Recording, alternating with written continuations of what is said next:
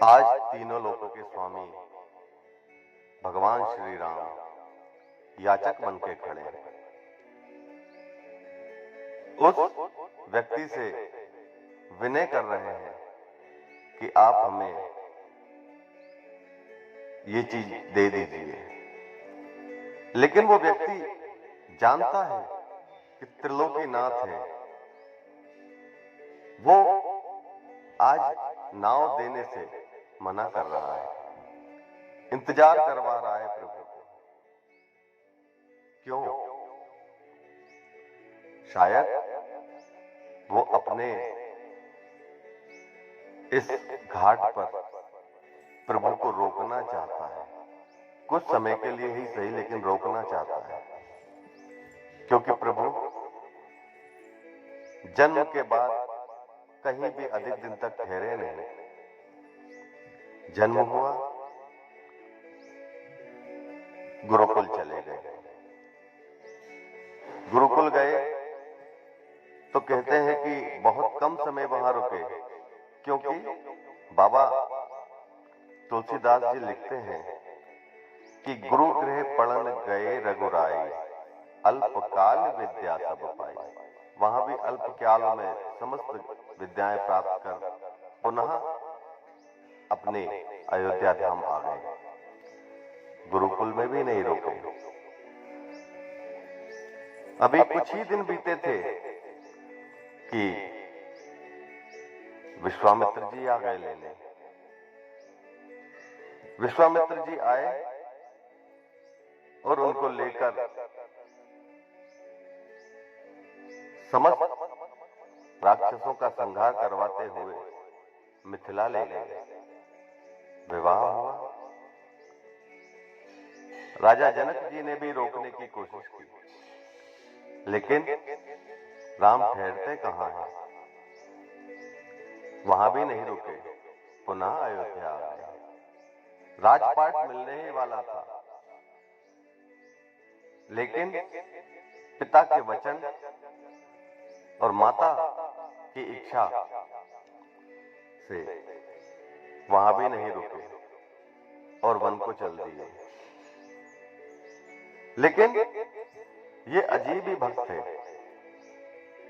ये भगवान को रोकना चाहता है, चाहे कुछ पल ही सही, लेकिन वो रोकना चाहता है।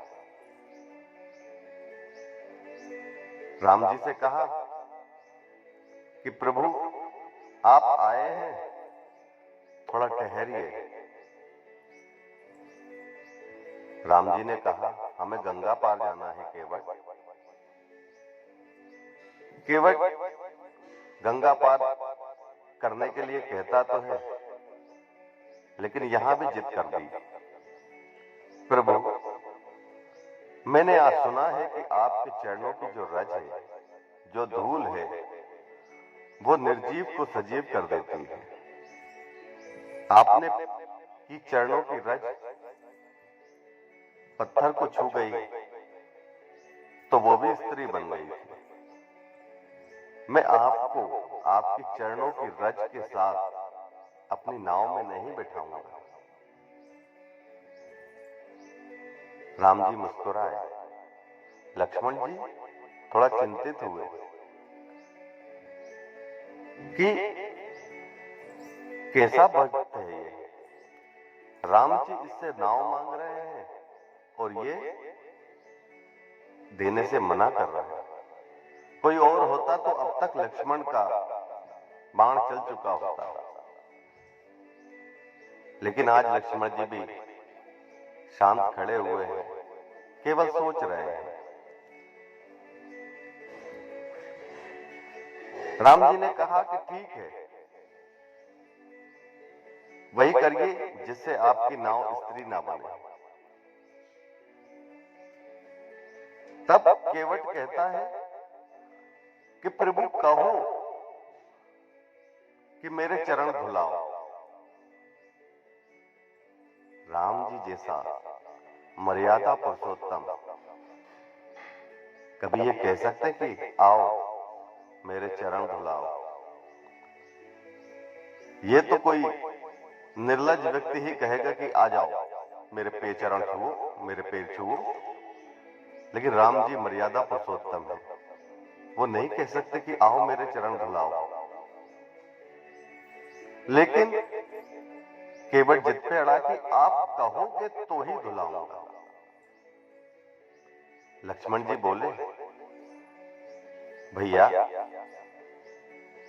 कई लोग आए, प्रभु के चरण धुलाए, आप भी धुला लो। केवट हंसा और कहने लगा कि जिन लोगों ने अभी तक चरण धुलाए हैं वहां उनकी गरज रही होगी, उनको कुछ चाहिए होगा प्रभु से, भक्ति, ज्ञान, वैराग, मोक्ष, ये उनकी गरज रही, इसलिए उन्होंने चरण धुलाए। लेकिन यहां गरज मेरी नहीं है, यहां गरज आपकी है प्रभु, आप कहो तो चरण धुलाओ। प्रभु मुस्कुरा रहे हैं, लक्ष्मण जी थोड़े खींच रहे हैं। प्रभु ने कहा चलो ठीक है, वही करिए, लाइए अपना कठोता और चरण धुला लीजिए। कठोता लाया, राम जी का एक पैर कठोते में रखा, राम जी और एक पैर को उसको धुलाने लगे। वो भक्ति के भाव में निहाल हो गया। वो चरण धुलाते धुलाते राम जी के चरणों में ही खो गया। राम जी एक पैर पर खड़े हैं, जगत के स्वामी जिनके सामने समस्त संसार एक पैर पर खड़ा रहता है, आज वो अपने भक्त के राजी एक पैर पे खड़े हैं। पैर दुखने लगा और वो पैर धुला ही रहा था, राम जी ने वो पैर नीचे रख दिया। चतुर था वो, कहने लगा प्रभु आपने पैर रख दिया, गीला था, सूखने नहीं दिया, फिर से उसमें मिट्टी लग गई है। राम जी बोले कि मैं एक पैर से खड़ा हूं, तो बोले प्रभु अगर आप एक पैर पे खड़े हैं तो आप अपना जो हाथ है मेरे सर पे रख लीजिए।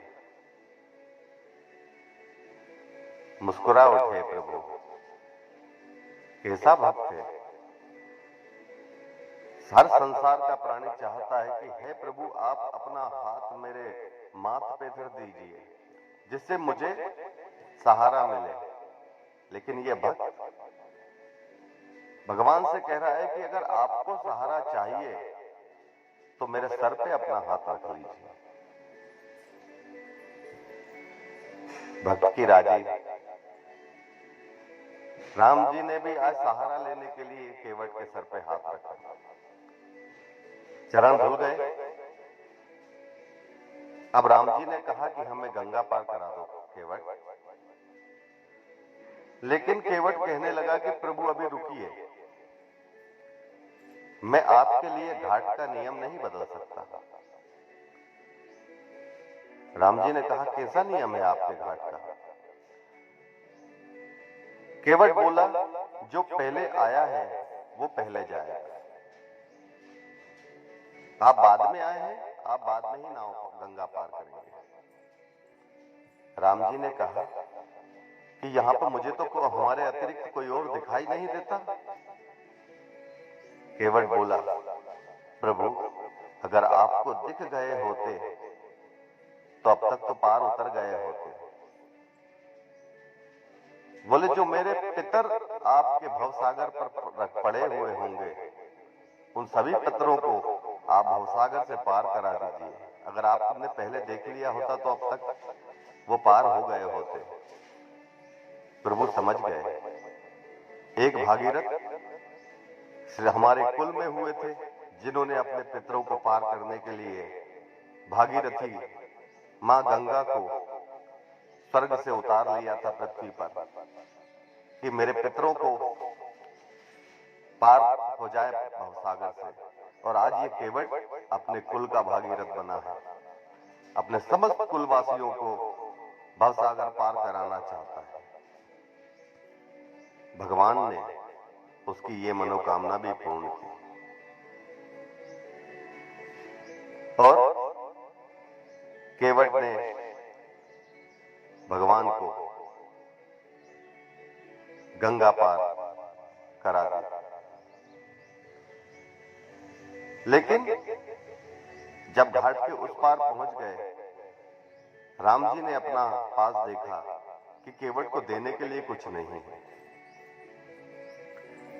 माता जानकी अपने हाथ से अंगूठी निकालती है, राम जी को देती है कि केवट को दे दो। राम जी केवट को दे रहे हैं अंगूठी उतराई में, लेकिन केवट कह रहा है कि प्रभु मैं आपसे नहीं ले सकता। बोले क्यों नहीं ले सकते? बोले प्रभु जब पता चला कि आप आ रहे हैं इधर, तो मैं सोच के बैठा था कि आज भगवान से ये भी मांगूंगा, ये भी मांगूंगा, वो भी मांगूंगा, धन भी मांगूंगा, भक्ति भी मांगूंगा, ज्ञान भी मांगूंगा, वैराग्य भी मांगूंगा, लेकिन आपने आते ही मुझसे नाव मांग ली। अब आपने मांगकर मुझे बड़ा बना दिया है, दे दिया तो छोटा हो जाऊंगा, इसलिए मैं आपसे को कुछ दे नहीं सकता तो ले भी नहीं सकता। प्रभु ने कहा कि केवट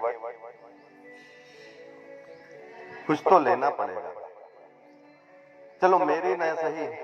तो माता जानकी ने कहा कि आप मेरे से ले लीजिए, मैं कह रही हूं इसलिए आप ले लीजिए, मैं दे रही हूं, आप मत लीजिए प्रभु से। इस बार केवट की आंखों में आंसू थे। केवट ने कहा कि मुझसे पहले किसी और ने भी आपके चरण पखारे थे, राजा जनक ने, और आज मैंने भी आपके चरण पखारे हैं। तो जैसे राजा जनक ने चरण पखार कर माता सीता आपको सौंपी थी, आज मैंने भी चरण पखार कर मैंने भी आपके जो चरण हैं वो उसी भाव से पखारे हैं। तो बेटी से कुछ ले नहीं सकता, जब मैं बेटी को कुछ दे नहीं सकता तो बेटी से ले भी नहीं सकता। आज माता जानकी को गंगा के घाट पर अपनी मिथिला याद आ गई। दुनिया ने सब कुछ सीखा होगा राम से, हर व्यक्ति कहता है कि मैंने राम से ये सीखा, मैंने कृष्ण से ये सीखा। मैं कहता हूं कि सीखना है तो केवट से सीखो, सीखना है तो माता सबरी से सीखो, सीखना है तो उन भक्तों से सीखो जिनको प्रभु के आराम की चिंता है। अगर सीखना ही है तो भक्त बनो, प्रभु से कोई रिश्ता लगा लो। उस केवट ने भी प्रभु से ससुर का रिश्ता लगा लिया, स्वयं ससुर बन गया माता जानकी के पिता। बहुत सारे भक्त हुए हैं संसार में जो मांगने नहीं जाते, देने जाते हैं। आज पूरा संसार एक भाव है सबके मन में कि हम इस मंदिर जाएंगे तो हमारी ये मनोकामना पूरी होगी, हम उस मंदिर जाएंगे तो हमारी ये मनोकामना पूरी होगी, हम शिव जी का ये अभिषेक करेंगे तो हमारी मनोकामना पूरी होगी, हमारी समस्त मनोकामना पूरी होगी। आप मंदिर जाते हो किस लिए? मांगने के लिए, किसी लालच में, किसी लोभ में। एक बार भगवान से मिलने जाओ, क्योंकि जब हम किसी से निस्वार्थ भाव से मिलने जाते हैं तो वो हमें अवश्य मिलता है। आप किसी के घर पे जाओ, बार बार कुछ मांगने जाओ, उस व्यक्ति के पास वो वस्तु ना हो तो वो व्यक्ति आपको देखते ही मना कर देगा, बोल देना वो आज है ही नहीं घर पे। और आप मिलने जाओ किसी से, वो जो भाव से मिलेगा ना, वो भाव आपको कहीं और नहीं मिलेगा। इसलिए प्रभु से कभी मिलने भी जाओ, हमेशा मांगने जाते हो, अरे ना दे सको तो कम से कम कुछ मांगने से पहले केवल मिलने जाके देखो। वो अंतर्यामी है, आपको कब किस वस्तु की आवश्यकता है वो आपसे अधिक जानता है। केवल उसका एक ही कहना है कि कर्म करो, फल की चिंता मत करो। अगर आप फल चाहते हो तो आप कर्म नहीं कर पाओगे। कर्मण्येवाधिकारस्ते मा फलेषु कदाचन। इसी के साथ आज एक प्रण कीजिए कि जब आप किसी मंदिर में जाए, किसी भगवान की पूजा करें, तो कुछ देर लेने के लिए नहीं, कुछ मांगने के लिए नहीं, स्वार्थ बस नहीं, निस्वार्थ भाव से पूजा करें। जय श्री राम।